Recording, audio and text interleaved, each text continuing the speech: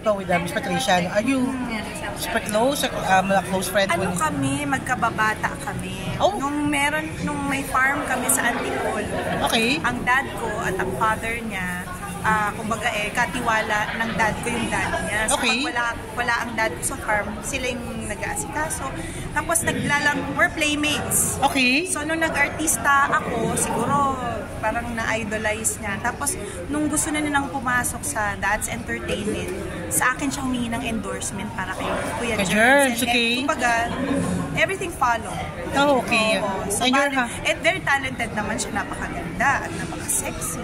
So, at saka mahusay naman na bata si Jen. So, I will always call her Jen kasi ang pangalan niya Genesis Canapa. Yes.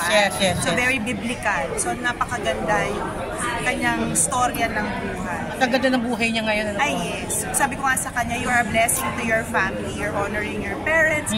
At saka ang lolo niyan, pastor.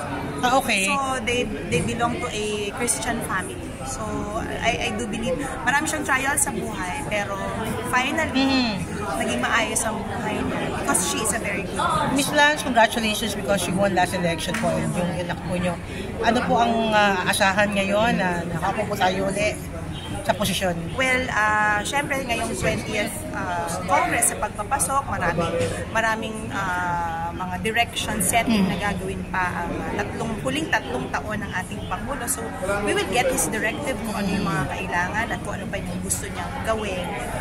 Syempre sa distrito natin, maraming mga local bills na tayo itutulak. We're still busy establishing new schools in the city and of course, finishing our infrastructure projects na makakatulong sa flood control, sa edukasyon, at of course yung aming Bacoor Diversion Road na maglilink sa Bacoor papalabas ng coastal. Wow, that's when good. The LRT starts construction going inside Bacoor. So maraming mga bagay and hopefully matupad lahat yung mga pangarap namin para sa aming distrito at para sa ating bansa.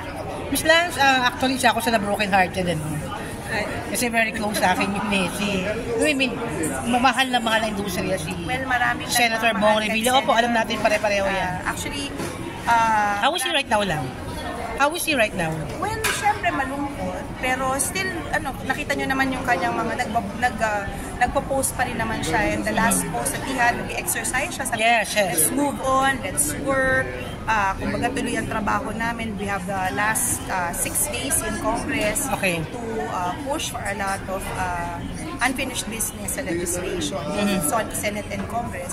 Tapos, magbabago yung syempre yung direksyon ng buhay niya.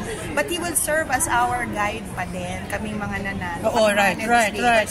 Syempre, siya naman talaga yung aming mentor. Yes. Siya yung guide namin. It's just a pity na nawalan kami ng isang tumutulong sa amin sa Senado in terms of projects and legislation. Kung mag-ano kami, partnership yan When we file laws, may counterparting kami sa Congress at sa Senate, kaya bumibilis yung pag-approve ng mga batas namin. So, it's sad that we lost a partner in the Senate, but we'll still have partners in the Senate. Marami namang magaganda pa rin naman ang hangal. Pero ngayon ba mas magkakaroon na siya ng time? Siyempre for yourself naman. Well, baka mag-showbiz siya uli yung mga trabaho. Madaming mga plano. Siguro intayin natin siya ang lahat ng mga plano niyang sumusunod. Kasi I'm sure babalikan naggagawa ng mga pelikula.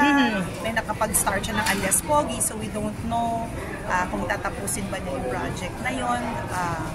Maraming may mga nag-offer din. So, let's wait and see po. Alasan lang po, kasi po recently nagkaroon siya ng press con and she's planning po to file a case, cyber libel case po dun sa mga nanira sa kanya. What is your stand on that? Well, ang stand kasi natin dyan is we're fighting disinformation and fake news. Marami kasing talagang naranasan ni Senator Bong the last 2 weeks o campaign. Doon talaga mapapansin nyo na parang siya yung binabakbakan. Binabog siya na Bong. Oo. So, syempre masakit para sa kanya yun. And he wants to, of course, madami na sa ating mga bagong botante ang maaaring naniwala sa maraming fake news na yun at disinformation na yun. So, he wants to prove his point. And syempre, after nang nag-announce siya na ganito ang gagawin niya, merong ilang ding mga politiko that followed suit. So, Okay. it is a continuous fight against disinformation and fake news kasi masakit eh. You mean well, magandang track record mo, but because of disinformation and fake news, Sisira eh. it will make or break a person. Yeah. Yun lang naman, yun lang yung sa akin. So, kailangan patuloy yung pakikipaglaban natin sa disinformation and fake news. Maraming salamat. Pwede yung picture